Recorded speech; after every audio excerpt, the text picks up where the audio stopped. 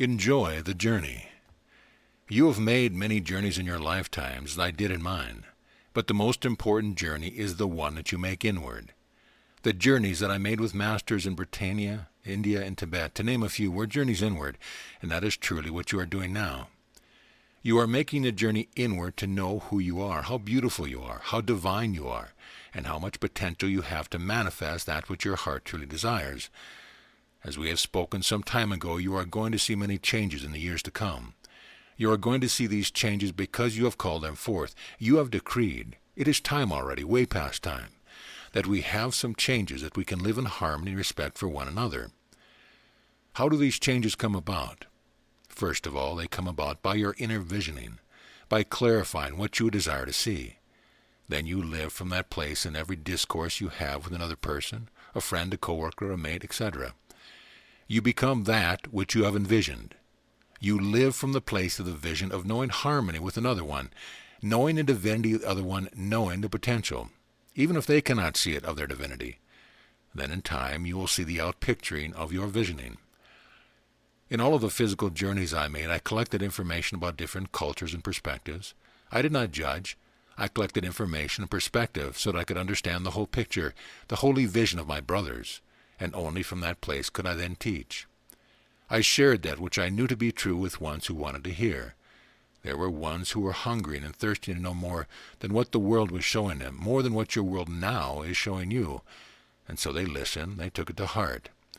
There were others who heard and said, "That man is a fool. What is he speaking of cannot come to pass. It cannot be true. Look at what the Romans are doing. Look at the way the world is going." And so they walked off and continued the perspective that they always held. Some of them are still holding that perspective. But in time, the most wonderful gift you have given yourself in this reality, time, in time they will come to the place of understanding that there is much more than old perspective, and they will be questioning, can there not be a better way to live the human life? Because human life can be most beautiful. When you are in love with another one, with friends, you are uplifted to a space that the world does not understand. But when you live with that focus upon the body, it can be a very painful place. You step on a piece of cactus and what happens? You feel it. You get your finger caught in the door, you feel it. When you live with your focus upon emotions, it can be a very painful place, because not all emotions are happy ones. Some can be anger, some can be feelings of loss, some can be ones of sadness. But when you live from the place of inner journey, you abide in the place that says, I know everything is in its divine order and exquisite timing. I know that everything leads to the atonement, which it does. So in time, every single aspect of the divine whole that is manifesting the human life will come to the place of the realization of at-one-ment. However, you do not have to wait. That is the good news. You do not have to wait for everyone else.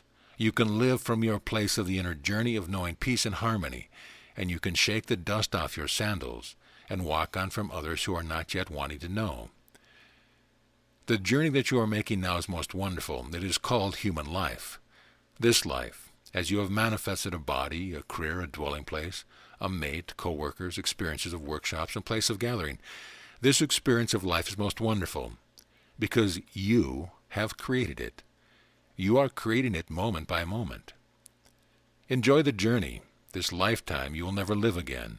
Other lifetimes, yes, you may choose to live again. Other lifetimes you can choose to have the perspective that you have lived other lifetimes. In truth, you live in the now moment always, and it does not really matter whether reincarnation is a truth or not. I believe that it is a truth, lowercase t, that helps explain certain tendencies that happen in this lifetime. I believe that it gives clues. But you do not have to believe in reincarnation, and you do not have to choose to ever embody the spirit again.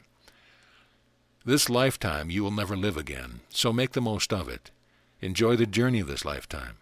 Allow yourself to come completely, truly alive in this lifetime, to be able to speak to other ones from the heart, not fearing that you're going to lose the head or have some other tragedy befall you.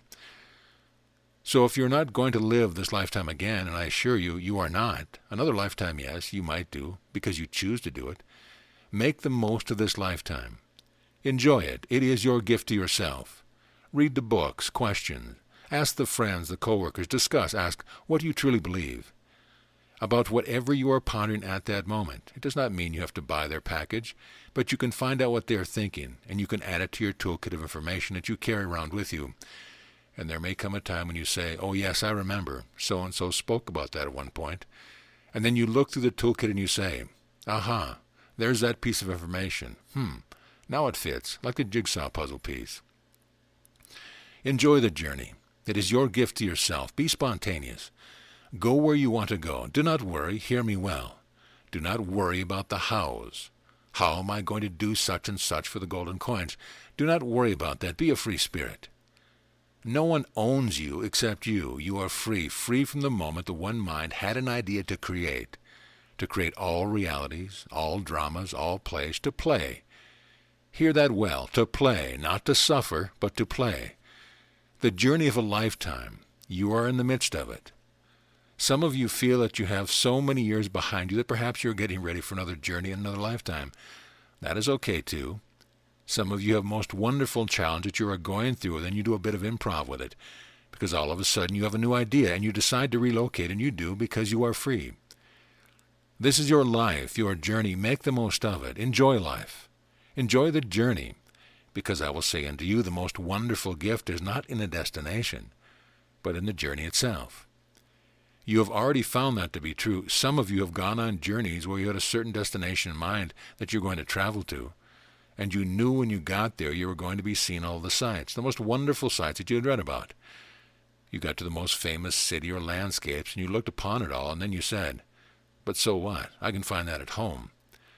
Of course, you find that at home, because you take home with you everywhere you go. It is from home that you manifest all the places that you say could be destinations, that you have not seen before, but in truth you have on the inner. Every manifestation is a gift you give unto yourself in this journey called life. As I have said, you may choose to have another lifetime, but you'll never have this one again. So that which you have been hoping for, planning for, and saying, in the future, in the days to come, I'll do. Get on with it, and do that which you have been nudged to do.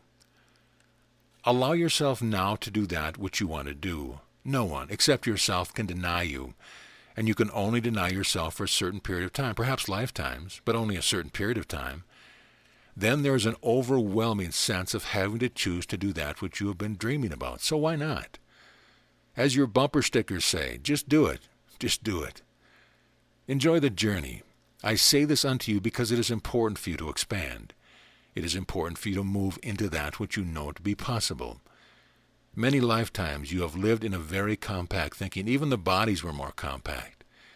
You have been doing an evolution of allowing the body to become more expansive. Now, I do not speak of the abdominal areas, but yes, that is one of the areas that does expand.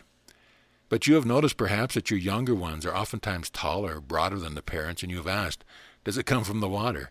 Perhaps it comes from the vitamins that I've been giving the children. How come they are growing so tall? It is because evolutionary-wise you have agreed to expand the light that you are and to grow into the potential of the light that blends with everyone else's light, to the place where you know harmony and you know oneness. Allow the bodies to do what they are going to do. In other words, if they are going to expand in the abdominal region, that's okay.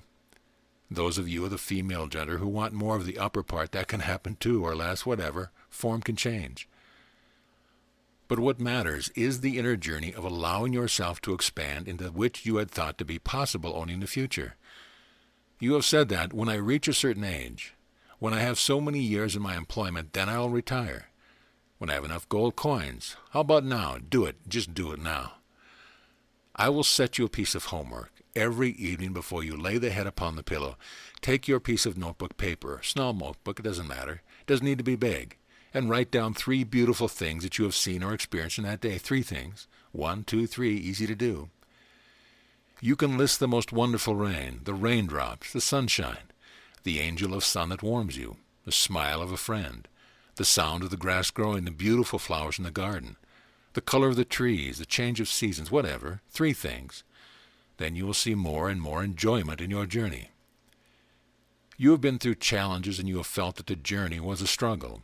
And because you looked at it as a struggle, it has agreed, okay, we will struggle. Well, I give you permission as of right now to let go of the struggle. You have permission. I give you divine permission. Need you anything greater, higher than that? You are free. Take the freedom. Enjoy the journey. Do it in my name. Now, in my name, I will put a footnote here, because we have almost closed, and it would be a most wonderful closing statement, but we will put a footnote on it. In my name means in the Christ nature, in the nature of the divine Christ, who knows its freedom. Enjoy the journey in my name, which is also your name. So be it.